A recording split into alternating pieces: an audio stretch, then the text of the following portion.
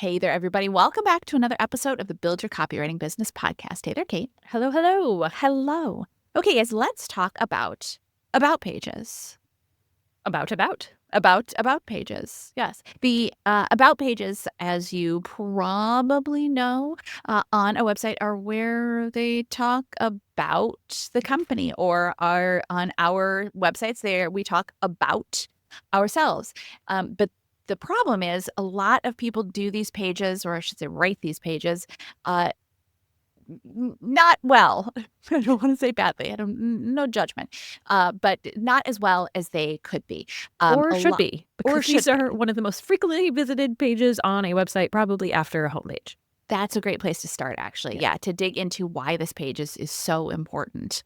You're going to have a lot of eyeballs on it.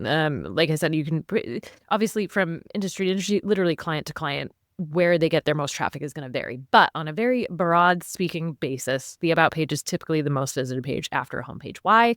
Because if people are new to a company or organization or service or whatever they're looking at, this is a great place to get to know more, and it can really bump up the trust factor of whatever it is for that person. That can make or break whether they decide to dig deeper and choose to learn more about this or even make a purchase, or if they go somewhere else and continue to do research. Maybe they come back or whatnot, but we don't want to lose people over an about page.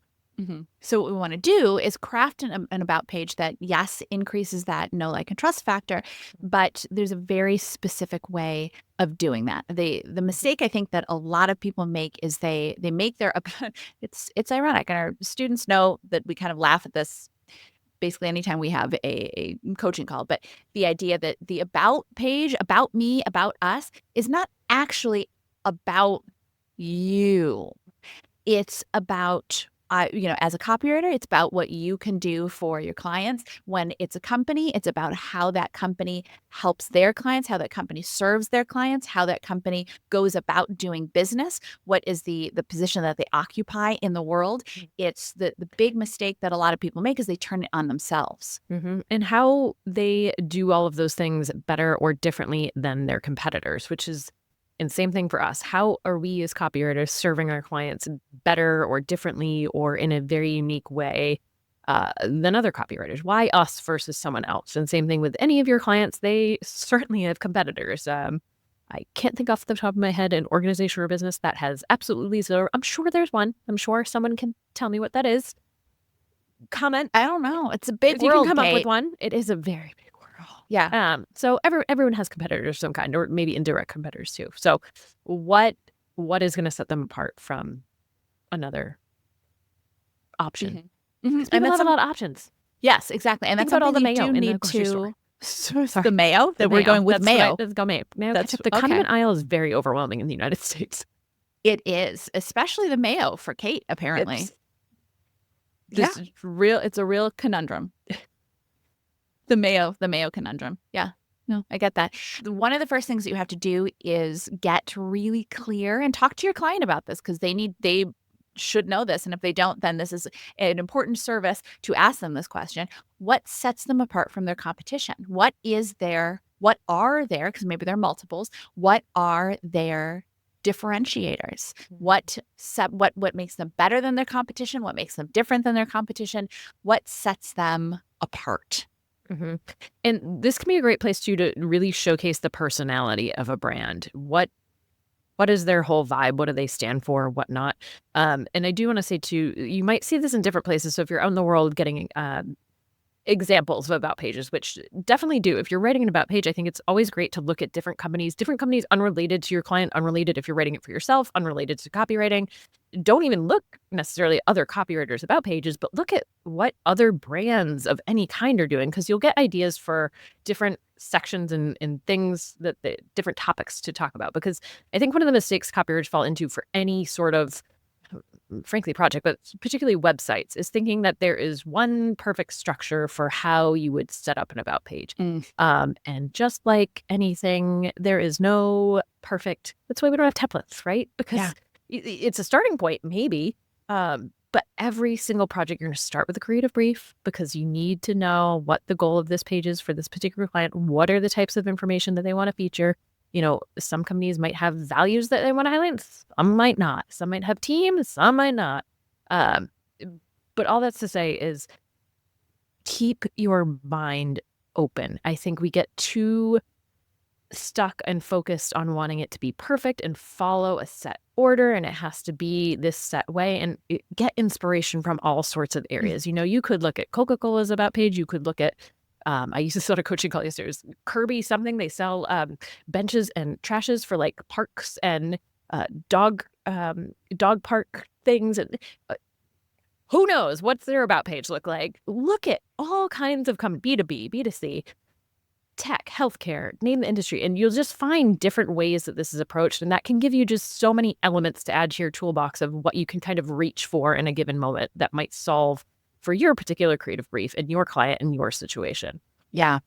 Nothing should be on, well, really anything anywhere, but in this particular scenario on your about page, nothing should be on an about page just because you saw it somewhere else. Yeah.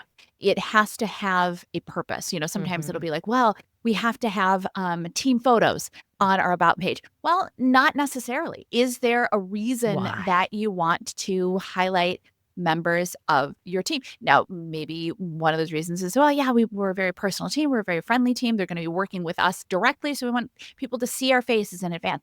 Great. That's an excellent answer. But I'm sure that for lots of other companies, there are a lot of reasons not to have team photos or that kinds of thing. Yeah. Or maybe it's people that are either like, hey, a lot of people come to our about page that might be applying for jobs and want to know about our organizations before they apply here. So we want to have a section that is specifically catered to this persona that's on this page that wants to know what it's like to work here. And look, this photo demonstrates that we are a fun, tight-knit group and showcases why they would want to come and apply to work with us versus another company. That could be a reason. But again, you need a reason for each. It's almost like thinking of like each section of the page of like a mini brief of like, why is this here? What is this purpose? Yeah. What is the goal of this piece of content on this page? Well, and that's a great point too, because if someone is listening and thinking, well, okay, but how do I know what's in their head when they're coming to the about page? How do I know the reason they're coming to the about page?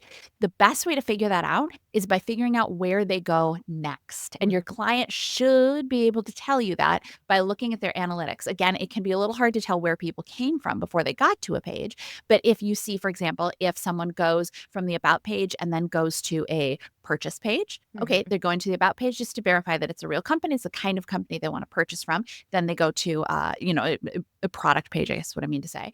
But to your point, Kate, if someone goes to the about page and then they go to the careers section, then you know that is not someone who's there to purchase. It's someone who's, or at least it is highly likely that they are someone who's interested in working there instead of purchasing from there. So you have to, your client will be able to do this little bit of research, but having this information helps you craft a page that meets the needs of the people who are coming to that page.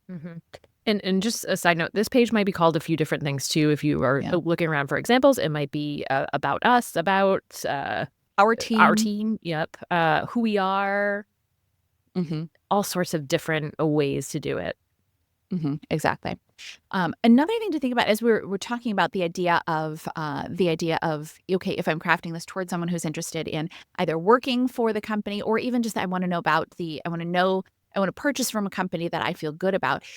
Is the ethos of the company important? So that if it's something that they want to be sharing with their audience, if it is something that is important to the way they do business, and if it's something that the audience is going to care about, then that might be something that you need to have on the page. And same thing with if people are going there to find out about the company because they want to apply there, that might be important to include on this page as well. And one of the things to look out for in this, in particular, when you're talking values and mission, can be very inward focus of we, us, our. And yes, that's the starting point. That is where their mission comes from, and your client's probably going to provide that information to you in that way. Or they might ask for your help crafting that. That's a separate task. But looking at that and saying, okay, how can I take this we, us, they, and put it on the customer? Why do they care about what we care about? Is it our sustainability means you get products that you can always feel good about because we carbon neutral shipping.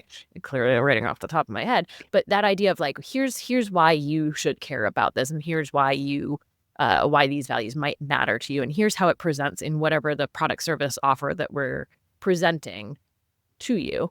And so one of the things to look for too is Hey there, it's Nikki. I wanted to take a very quick minute to make sure that you knew about our free on-demand copywriting training. Now, whether you are brand new to copywriting or you've been doing it for a while, but you just can't seem to hit those income goals, this training is for you. You are going to learn the 3 secrets to landing freelance copywriting work without relying on frustrating job bidding sites like Upwork or Fiverr, or without cold calling strangers.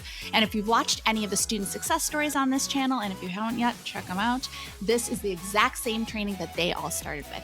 And I mean students like Kate K, who is making 6 figures, working part-time, and retired her husband to help her build her business. Students like Stuart, who replaced his full-time salary, which was a good one, with his freelance income and then some. Stacy, who hit 6 figures in her first 6 months as a freelance copywriter, and Ashley, who landed the in-house copywriting job of her dreams. They all started with this free training, and you can start with this free training too. So sign up right now at freecopywritingtraining.com. I always like to say, do a control F, and anytime you use we, if it's yours, Our, our, us, me, my. saying like, is this intentional? Did I use this in the right way? Or is there a way I can rewrite this so that it's more you focused, you being the user, the reader, the person, prospective customer on that page, and putting it in there to speaking to them.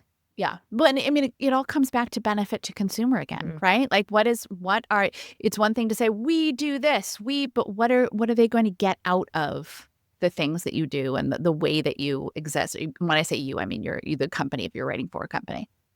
But I think something to keep in mind too is the hierarchy of the page, which is true with any page that you're writing, right? But the most important information needs to go at the top, and it needs to go down in order of most to least, because we know that as people come to websites, they start at the top and then they skim their way down until they find something that is important to them or that catches their attention. But a lot of people are never going to make it to the bottom of a page. So if you have something that it's like, well, yeah, we could include that, but I guess it's not hugely important, but we could include it. And sometimes too, the client's like, I really want to include this. Okay, fine. That should probably go toward the bottom of the page. You know, we talk about this on our copywriter about pages a lot, is that personal details, fine to include personal, even kind of nice to include personal details, but they're not the most important thing on your website. It's great that you live in Newfoundland and that you have a penguin zoo that you volunteer at regularly, and you also love to fly fish. That is fantastic, and you sound like a very fascinating person. I want to go. Yeah. Yes. I'd like to know more about you. But it's not crucial for your target audience to know, for a prospective client to know. So is that interesting? Absolutely. But it should go at the bottom of the page, because that's not the most important thing they need to know. Yeah, I was going to say, I think one of the biggest mistakes is including that information too high up on the page. But I think also, often it's, our story, my story, and then it's just a really long chunk of text. So I think if you're going to go that route, and there, again, what is the reason? What is the purpose? What is the intention? What are you trying to convey? Why does it matter to the target audience? But thinking of how you can break that up in a way that makes sense. Are there lines that you can pull out to break up as subheads? Are there lines that you can bold within that text? Can you shorten it? What do they truly, truly, truly need to know? And what don't they need to know? And when you're working with a client, it can be tricky, because you might have to, the client might really want something in there, and you're like, but that doesn't actually matter. And see if there's a way you can, again, weave it in a way that makes it relevant to the person reading the page. If the client is very insistent on, saying that they are the a dog training champion and they're selling products for cats, that's something unrelated. Okay. Why does that matter? Why should that be on the page? That was I don't know. Of an example. Exactly. I do not know. Yeah. But I think we see that sometimes too. Maybe I should have used an example for me. People don't care that I taught children tennis before becoming a copywriter. Maybe there's a way I could make that relevant within my USP, certainly.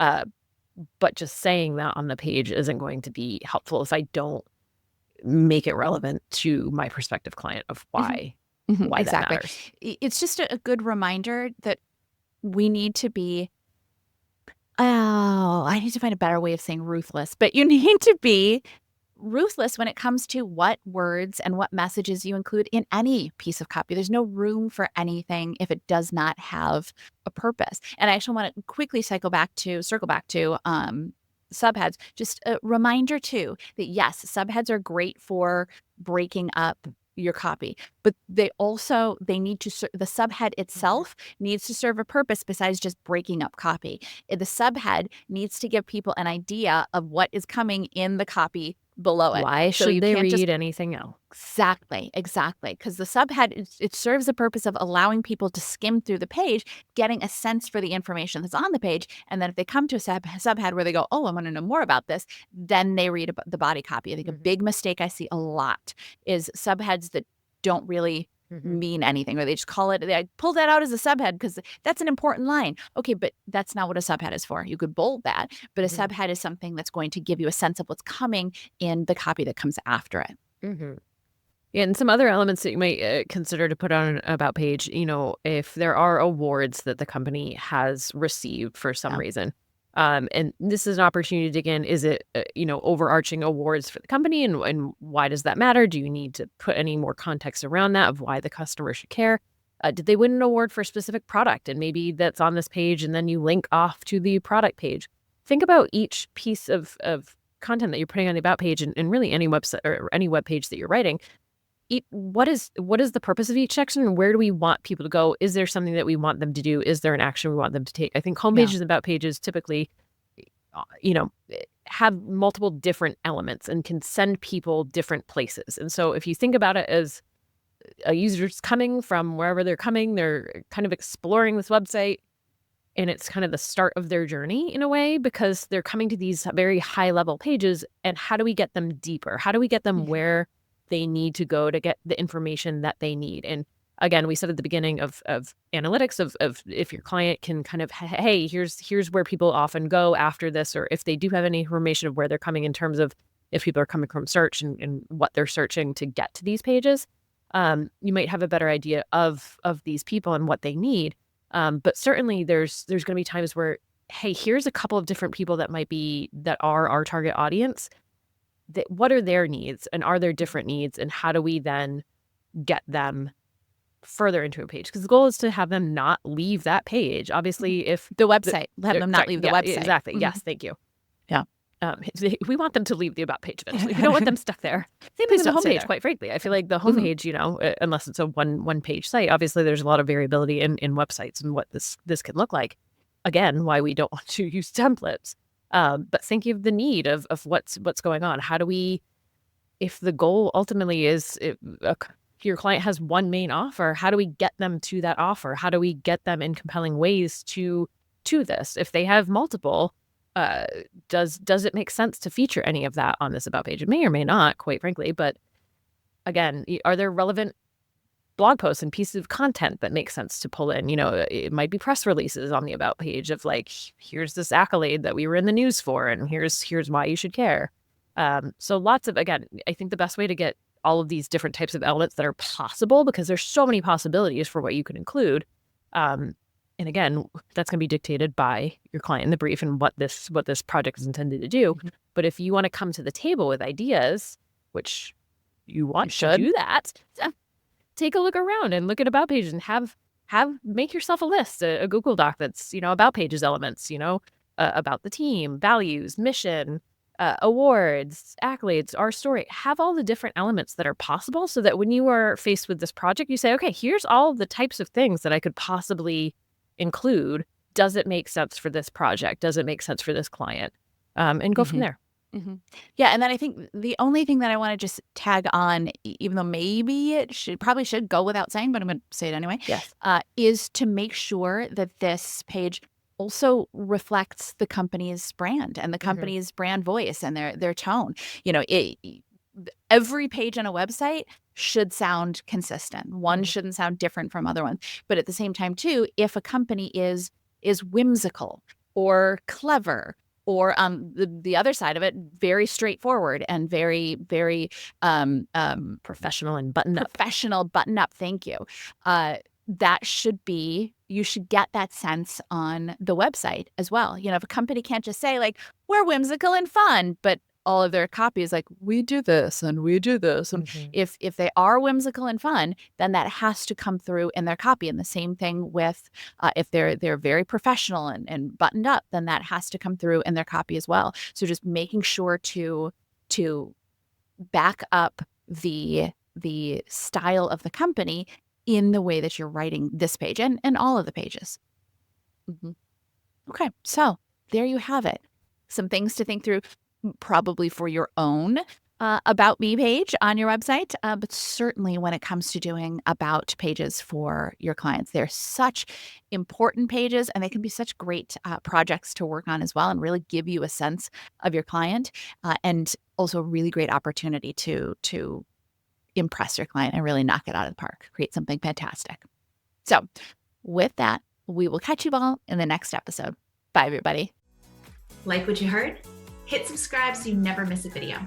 And if you're ready to take the first step toward becoming a copywriter yourself, sign up for a free video training right here.